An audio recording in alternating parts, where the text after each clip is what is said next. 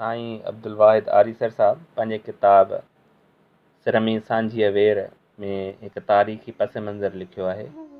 अच्छा, उन पस मंज़र जो जेको साईं इनवान ॾिनो आहे उहो आहे ठटे ते कब्ज़े खां पोइ आज़ादीअ लाइ सिंधियुनि जी पहिरीं कोशिश।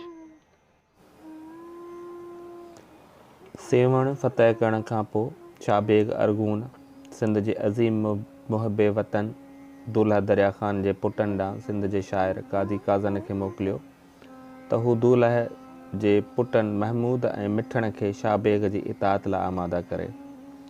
पर मुहबे वतन पीउ जे सूर्य पुटनि काज़ी कादन सां मिलण खां इनकार कयो।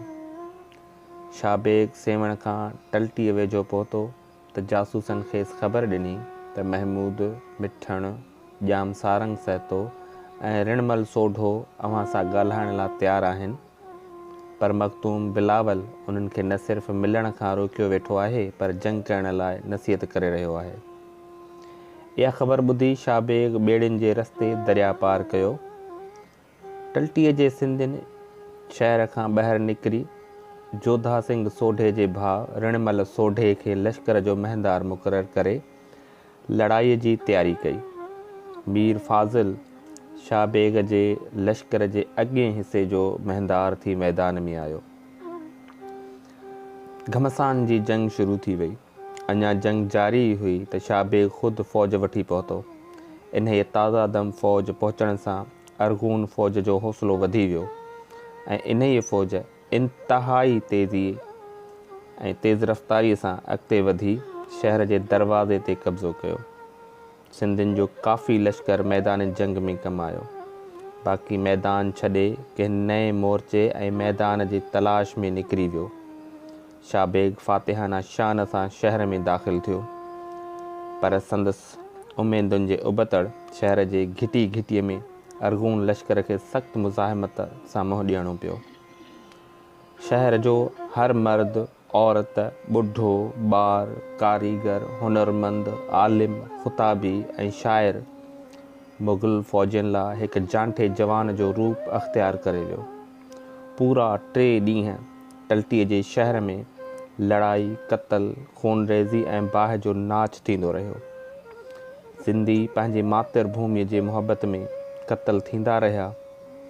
टलटीअ जो शहर माण्हुनि ऐं सामान खां बिल्कुलु ख़ाली ऐं तबाह थी वियो। इन जंग में रिणमल सोढो ॼाम सारंग सहतो, मिठण ऐं महमूद मादरी वतन जी हिफ़ाज़त जो फ़र्ज़ु पूरो कंदे शहीद थी विया। हिन जंग जी ख़ासि अहमियत इन करे बि आहे जो इन जंग में तख़्त ऐं ताज जे हासिलात जे बजाए हुब्बुल वतनी जो ख़ासि जज़्बो कमु करे रहियो हो ऐं सिंध जा माण्हू देश जे आज़ादीअ लाइ पंहिंजी पूरी क़ुवत ऐं ताक़त सां हिकु धारियो फ़ौरू गासिब ऐं अहिड़े धाड़ेल सां टकराइजी विया जेको पाण मुल्क ऐं औरतूं रज़ा ख़ुशीअ सां बाबर जे हवाले करे सिंध ते क़यामत वांगुरु अची कड़कियो। ॿी वॾी ॻाल्हि त हीअ जंग मज़हब ऐं वीछनि खां बुलंद थी ख़ालिस क़ौमी बुनियादनि ते विढ़ी वई, जंहिंमें हिंदू, मुस्लिम, पंडितनि, मौलवी, सूफ़ी, जोगी, जागीरदारनि ऐं हारियुनि जो शानदार इत्तिफ़ाक़ ऐं इत्तिहाद नज़र अचे थो। जंग जे सिपह सालार रिणमल सोढे जे कमान में मख़दूम बिलावल जहिड़े वलीउल्लाह जा ख़लीफ़ा ऐं शागिर्द बि मादरे वतन जा नारा हणंदे शहीद थिया।